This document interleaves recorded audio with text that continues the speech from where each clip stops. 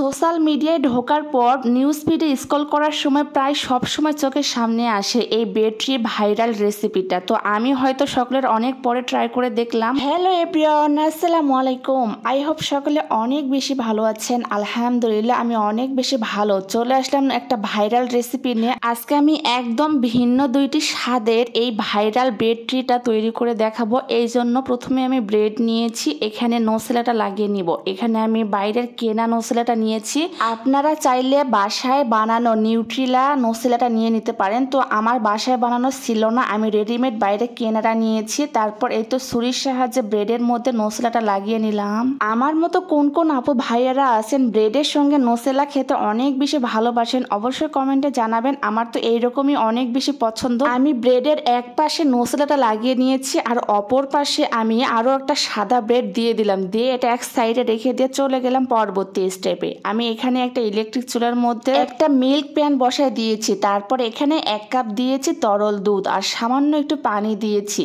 আর দুধ চার মধ্যে সুন্দর একটা ঘ্রাণের জন্য এখানে সাদা ফল অ্যাড করে দিয়েছি। যারা পছন্দ করে না তারা স্কিপ করতে পারেন। তারপর দুধটা যখন খুব ভালোভাবে ফুটিয়ে আসবে তখন এখানে 1 টেবিল চামচ দিয়েছি চা পাতা। চা পাতাটা সিলেটেড থাকার কারণে সামান্য একটু চা পাতা দিয়াতে কালারটা অনেক বেশি সুন্দর আসবে।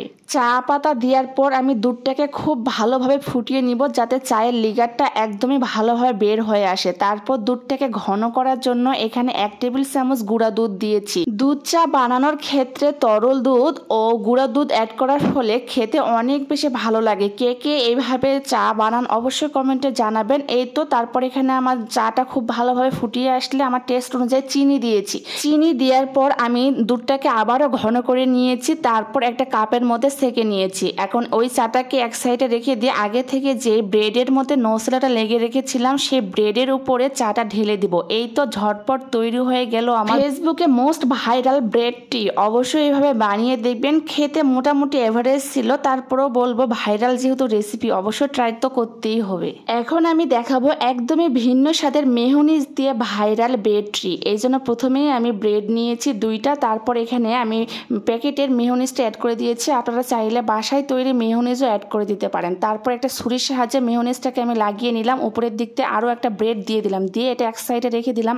আগে থেকে যে দুধ চাটা রেডি করে রেখে দিয়েছিলাম সেই দুধ চাটা আমি এখানে ঢেলে দিব অল্প অল্প করে যাতে পুরো অংশটাই ভিজে যায়। তারপর তৈরি হয়ে গেল আমার মোস্ট ভাইরাল মেয়োনিজ ব্রেডটি। তো আমার ফুল ভিডিও দেখার পর কার কাছে কোনটা ভালো লেগেছে, মেয়োনিজ ব্রেডটি নাকি নোসেলা ব্রেডটি, অবশ্যই কমেন্টে জানাবেন। তো আমার ভিডিওটি কে কোন জেলা থেকে দেখলেন অবশ্যই কমেন্টে জানাবেন যাতে আমি নেক্সট ভিডিওতে ধন্যবাদ জানাতে পারি। আর ভিডিওটি ভালো লাগলে বেশি বেশি করে শেয়ার দিয়ে পাশে থাকবেন।